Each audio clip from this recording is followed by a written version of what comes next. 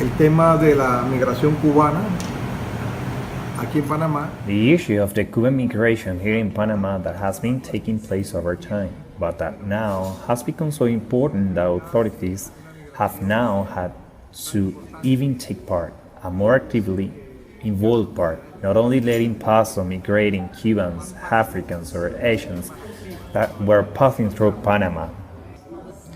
From August last year, as a result of Cuban concentration in Colombia, Cubans from Venezuela, Brazil, Ecuador, and Cuba began to migrate through Guyana. And well, at any given moment, there is such a number of Cubans passing through. We are talking about thousands of Cubans. That Nicaragua closes the border and more than 5,000 Cubans are stuck in the border with Nicaragua. And at the same time, to contain the concentration of migrants a little, Costa Rica closes its border to Panama, thus accumulating about 4,000 people in the worst of time at the borders of Paso Canoa, which is the border to Costa Rica. Some, maybe 100 Cubans, were left in our surroundings here in Panama City, some in the shelter treated by Caritas.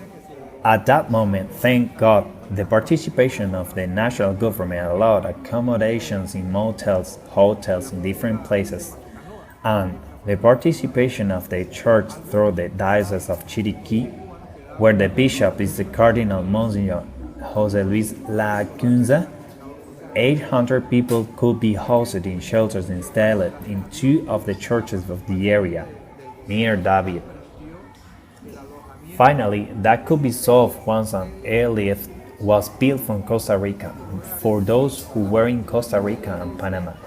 By May this year, the end of May, when the last flight departed from Panama, with 90-something% of the Cubans who had migrated that were living through those flights from Panama.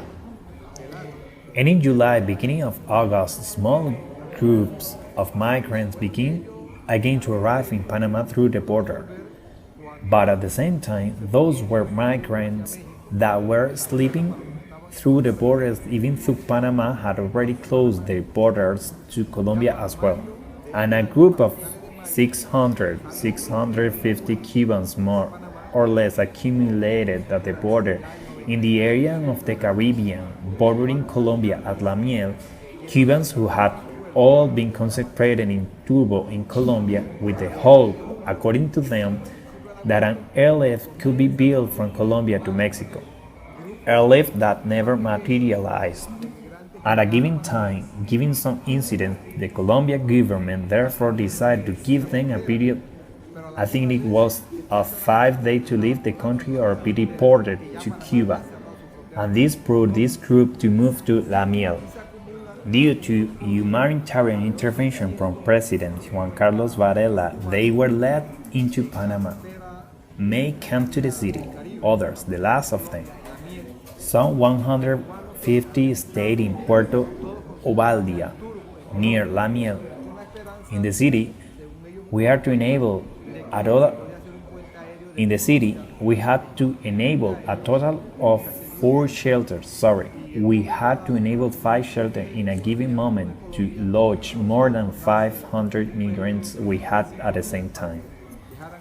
The Archdiocese Catholic Church offered 4 places, and Caritas Panama, which is the national Caritas, transformed its offices into shelters.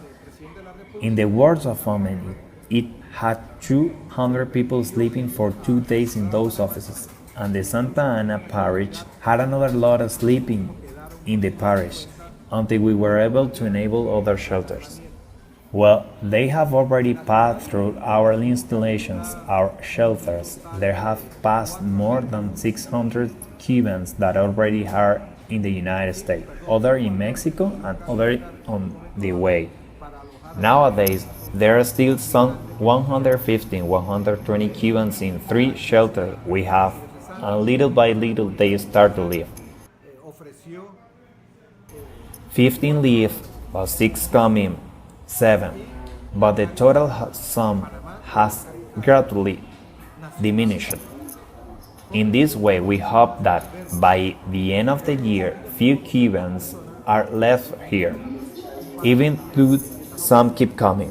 One of the problems this has caused is that the restoration of US-Cuba relations inflicted a fear that the wet food, dry food policy that guaranteed them US residencies and job opportunities was going to be eventually repealed by that diplomatic rapprochement between in two countries.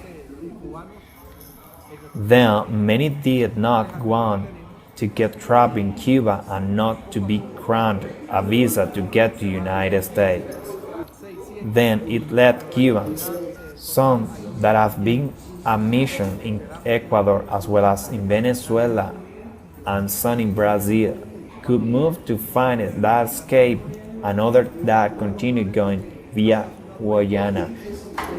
I think that as the police is kept, migration is going to continue. I do not know if it is going to be in its previous levels.